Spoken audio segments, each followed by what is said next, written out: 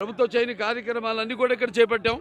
ఈ నియోజకవర్గంలో ప్రతి పంచాయతీలు కలవట్లు అయితేనేమి, రోడ్లు అయితేనేమి, వాళ్ళు మేము చేస్తున్న ఈ అభివృద్ధి కార్యక్రమాలు ప్రతిపక్షాలు ఉంటూ కూడా కొన్ని వాటికి అడ్డు పడుతున్నారు.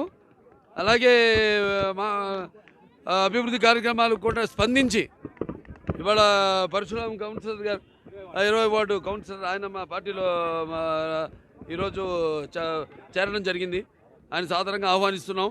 అలాగే అభివృద్ధి కోసం పాటుపడే ఎవరైనా సరే ముందుకు రావాల్సిందిగా ఈ యొక్క ప్రజల ఎవరైతే మీకోసం మిమ్మల్ని ఎన్నుకున్నారో ఒక అభివృద్ధి కోసం అయితేనేమి, సంక్షేమ కార్యక్రమాల కోసం అయితేనేమి, వాటికి మీరు కూడా స్పందించి ముందుకు రావాల్సిందిగా, ఇందులో భాగం కావాల్సిందిగా కోరుకుంటున్నాను. అలాగే నాయకులు బాపిరెడ్డి గారు అయితేనేమి అందరూ కూడా ఇవాళ ఈ పార్టీలో చేరడం జరిగింది. మా వాళ్ళంతా రక్షణగా ఉంటారు. మా వాళ్ళంతా అదే నేను ఆయనకి అభయస్థం ఇచ్చాం. మేమంతా కూడా తెలుగుదేశం పార్టీ కార్యకర్తలు అయితేనేమి, నాయకులు అయితే మేము ఆయనకి అభయస్థం ఇచ్చాం.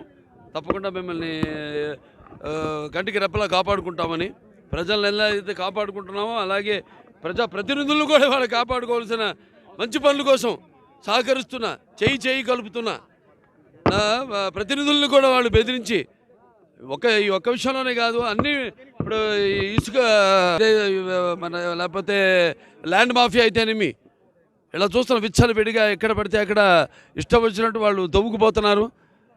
అలాగే కబ్జాలు చేస్తున్నారు భూములను కూడా. వీటిలన్నిటికీ మా వాళ్ళు అడ్డు పడుతున్నారు.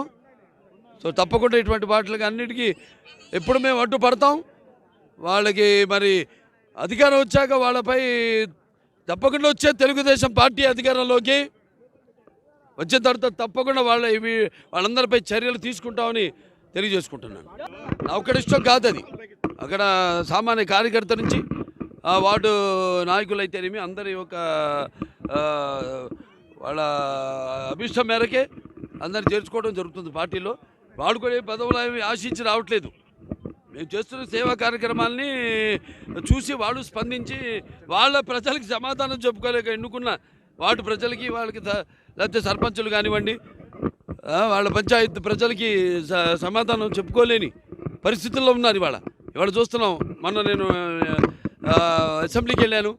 సర్పంచులంతా కూడా వచ్చి చలో ముట్టడిద్దామని వచ్చారు. వాళ్ళ మీద ఎంతో అమానుషంగా ప్రవర్తించి వాళ్ళందరినీ వాళ్ళ నిధులన్నింటి కూడా డైవర్ట్ చేసి వాళ్ళకి ఒక తట్టెడు మట్టి కూడా ఒక గోతిని పూడ్చే పాపానికి పోలేదు వాళ్ళు. అటువంటిది మేము చేస్తున్న వాటికి ఏమో అడ్డుపడడం, మీరెవరు చేయడానికి అంటాం. ఇటువంటి రాష్ట్రం అంతా చూస్తున్నాం. సో తప్పకుండా వీటికి వాళ్ళు ప్రాధాన్యత ఇస్తాం. వాళ్ళు డెఫినెట్గా వాళ్ళు ఎన్నుకున్నారు ఆ వార్డు ప్రజలు కాబట్టి వాళ్ళు కూడా తప్పకుండా వాళ్ళకి మేము ప్రాధాన్యత ఇస్తాం.